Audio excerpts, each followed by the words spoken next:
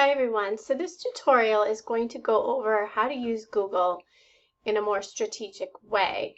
I also just want to remind you that in your course guide you always have a web resources tab, and usually the information in that tab is already vetted information, meaning there are websites that the librarians put in there that is either a government website with statistical information or it's a news website which has an editorial board. All of that information is usually credible and usable right away. So using Google is a really good place to start your research most of the time, but you have to be careful, obviously, and all of you probably know that. You also know that you get millions of results. So if I just put in homelessness, how many results am I going to get back? I'm going to get 203 million results, which is a lot of results.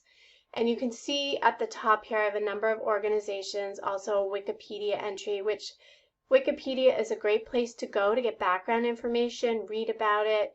But the best part of Wikipedia is at the bottom. It will be the reference section and external links or other things to read. The information within Wikipedia I wouldn't use to cite it in your paper, but it just gives you background information and extra knowledge, and it gives you a way to kind of figure out which direction you might want to go in your paper.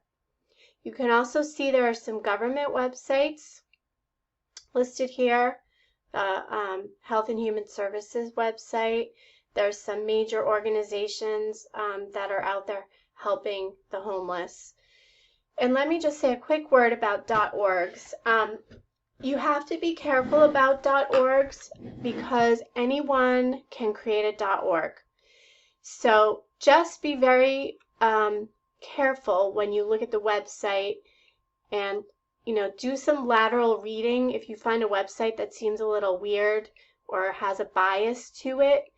A bias meaning negative or hate or any of that kind of stuff. You want to maybe do lateral reading, meaning type in the name of the organization or go to Wikipedia and look up the organization just to verify that what you're looking at is a true website. Sometimes you can also go look up the domain to see who owns it.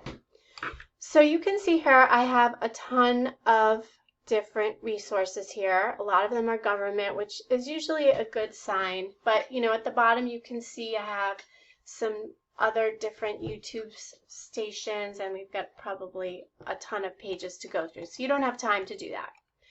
So if you know that what you want to talk about and you've got another keyword maybe to add to your search, maybe homelessness and poverty, here's a quick tip.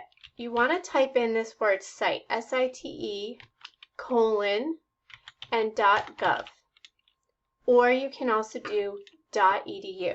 And what's going to happen now is when I hit enter, I'm limiting things to only government websites. So you know that for the most part, those websites contain facts, statistics, and information you can use from your paper. And you can see here, this is the National Institute for Health. This is going to contain scientific research and scholarly articles.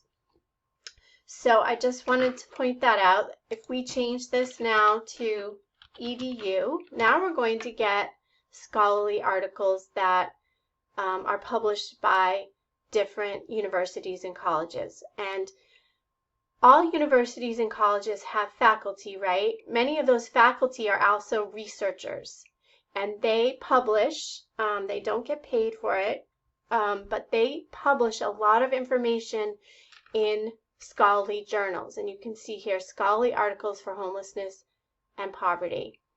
So each one of these is either going to be a scholarly article or a report or something like that, and you know that these are already vetted by the scholarly journal that published them. Most scholarly journals have a peer review group. There are other researchers who approve the article to be published. So this is a good place to come. So site.edu or site:/.gov.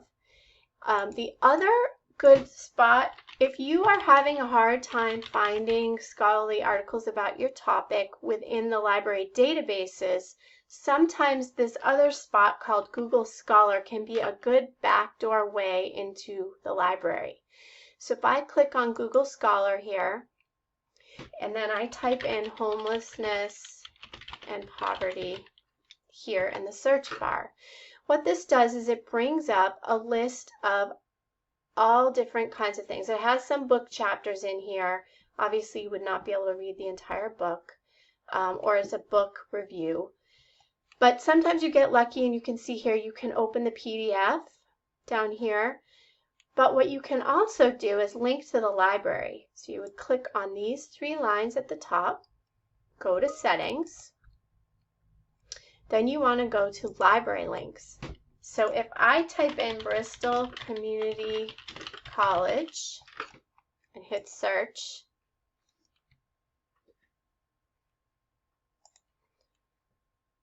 here it is. I'm going to click the little box, hit save, and now you can see that we have this article. Okay, so you would click on Bristol here and it would link you up to the database. You'll probably have to log in with your 900 number, but you'll be able to get to this article.